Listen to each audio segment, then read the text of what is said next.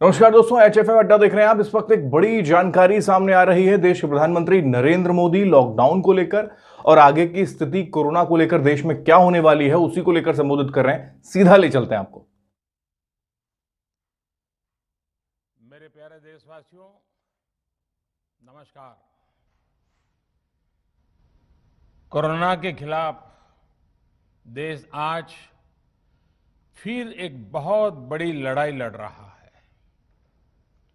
कुछ सप्ताह पहले तक स्थितियां संभली हुई थी और फिर एक कोरोना की दूसरी वेव तूफान बनकर आ गई। जो पीड़ा आपने सही है, जो पीड़ा आप सह रहे हैं, उसका मुझे पूरा एहसास है। जिन लोगों ने बीते दिनों में अपनों को खोया है, मैं सभी देशवासियों की तरफ से उनके प्रति संवेदनाएं व्यक्त करता हूं। परिवार के एक सदस्य के रूप में मैं आपके दुख में शामिल हूं। चुनौती बड़ी है, लेकिन हमें मिलकर अपने संकल्प, अपने हौसले और तैयारी के साथ इसको पार करना है। साथियों, अपनी बात को विस्तार देने से पहले मैं देश के सभी डॉक्टरों, मेडिकल स्टाफ, पैरामेडिकल स्टाफ, हमारे सभी सफाई कर्मचारी भाई बहन, हमारे एम्बुलेंस के ड्राइवर्स, हमारे सुरक्षा बल, पुलिसकर्मी, सभी की सराहना करूंगा।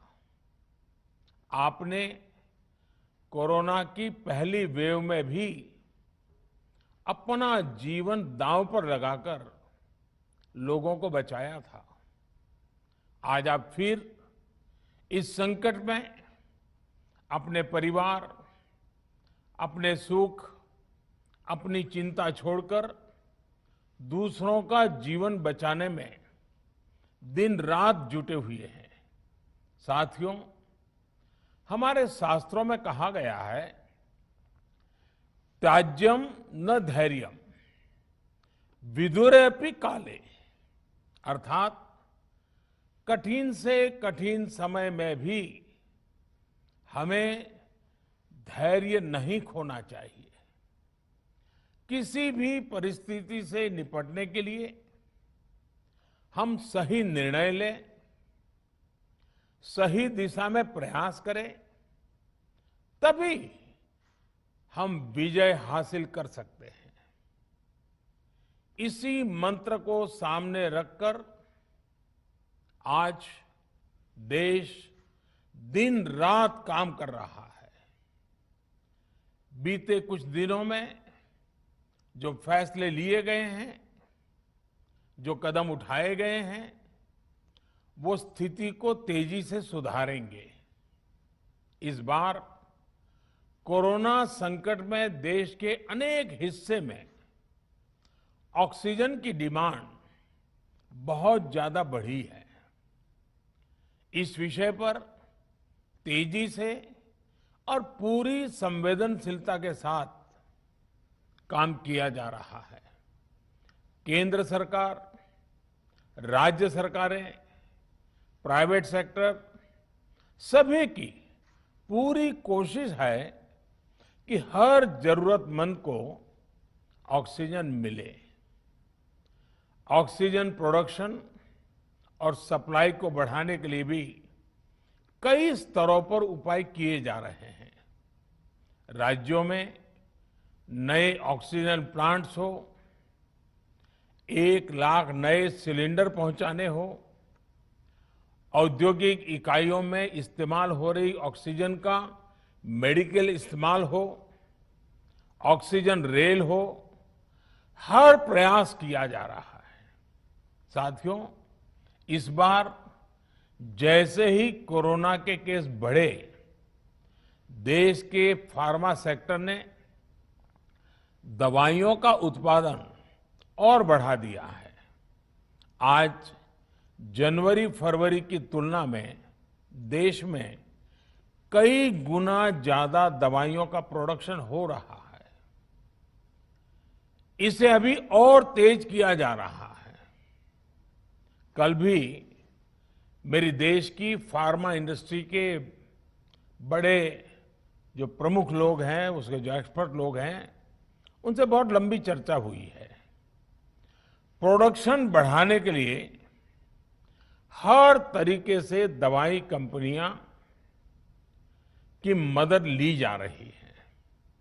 हम सौभाग्यशाली हैं कि हमारे देश के पास इतना बड़ा मजबूत फार्मा सेक्टर है जो बहुत अच्छी और तेजी से दवाइयां बनाता है। इसके साथ ही अस्पतालों में बेड की संख्या को बढ़ाने का भी काम तेजी से चल रहा है। कुछ शहरों में ज्यादा डिमांड को देखते हुए विशेष और विशाल कोविड हॉस्पिटल बनाए जा रहे हैं। साथियों, पिछले वर्ष जब देश ने कोरोना के कुछ ही मरीज सामने आए थे, उसी समय भारत में कोरोना वायरस के खिलाफ प्रभावी वैक्सीन के लिए काम शुरू कर दिया था। हमारे वैज्ञानिकों ने दिन रात एक करके बहुत कम समय में देशवासियों के लिए वैक्सीन विकसित की है। आज दुनिया की सबसे सस्ती वैक्सीन भारत में है। भारत की कोल्ड चेन व्यवस्था के अनुकूल वैक्सीन हमारे पास है। इस प्रयास में हमारे प्राइवेट सेक्टर ने इनोवेशन और एंटरप्राइज की भावना का बेहतरीन प्रदर्शन किया है। वैक्सीन की अप्रूवल्स और रेगुलेटरी प्रोसेसेस को फास्ट ट्रैक पर रखने के साथ ही सभी साइंटिफिक और रेगुलेटरी मदद को बढ़ाया गया है। यह एक टीम एफर्ट है जिसके कारण हमारा Bharat 2 made in India vaccine के साथ दुनिया का सबसे बड़ा टीकाकरण अभियान शुरू कर पाया। टीकाकरण के पहले चरण से ही गति के साथ ही इस बात पर जोर दिया गया कि ज्यादा से ज्यादा क्षेत्रों तक, जरूरतमंद लोगों तक वैक्सीन पहुंचे।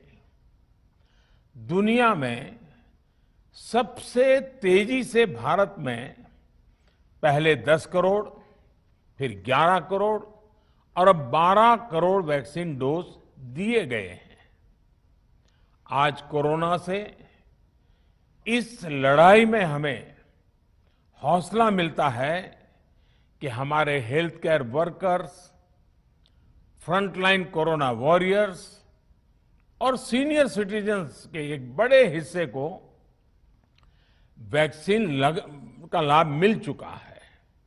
साथियों, कल ही वैक्सीन को लेकर हुए एक और अहम फैसला भी हमने किया है।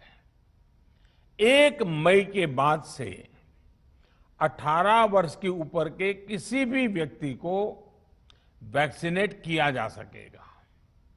अब भारत में जो वैक्सीन बनेगी उसका आधा हिस्सा सीधे राज्यों और अस्पतालों को भी मिलेगा।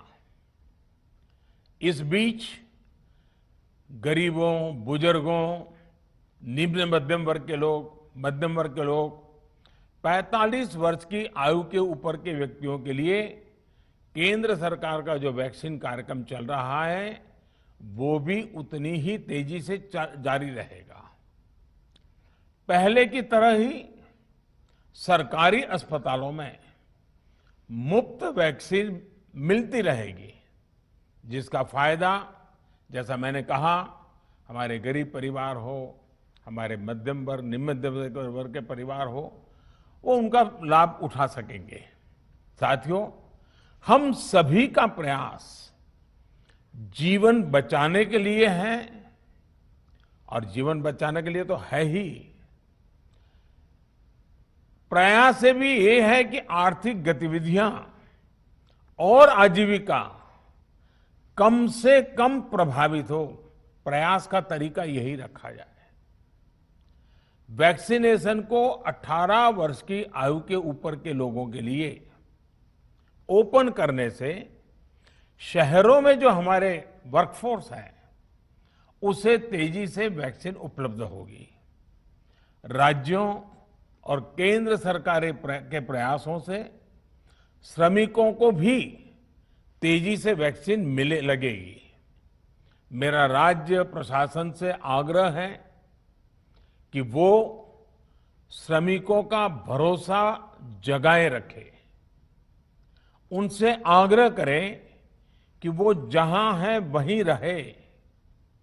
राज्यों द्वारा दिया गया ये भरोसा उनकी बहुत मदद करेगा कि वो जिस शहर में हैं वहीं पर अगले कुछ दिनों में वैक्सीन भी लगेगी और उनका काम भी बंद नहीं होगा। साथियों, पिछली बार जो परिस्थितियां थी वो अभी से काफी भिन्न थी। तब हमारे पास इस वैश्विक महामारी से लड़ने के लिए कोरोना स्पेसिफिक मेडिकल इंफ्रास्ट्रक्चर नहीं था। आप याद करिए देश की क्या स्थिति थी। कोरोना टेस्टिंग के लिए पर्याप्त लैब नहीं, पीपीई का कोई प्रोडक्शन नहीं, हमारे पास इस बीमारी के ट्रीटमेंट के लिए कोई खास जानकारी भी नहीं। लेकिन बहुत ही कम समय में हमने इन चीजों में सुधार किया। आज हमारे डॉक्टरों ने कोरोना के इलाज की बहुत ही अच्छी एक्सपर्टीज हासिल कर ली है। वो ज्यादा से ज्यादा जीवन बचा रहे हैं। आज हमारे पास बड़ी मात्रा में पीपीई किट्स हैं, लैब्स का बड़ा नेटवर्क है और हम लोग टेस्टिंग की सुविधा को निरंतर बढ़ा रहे हैं।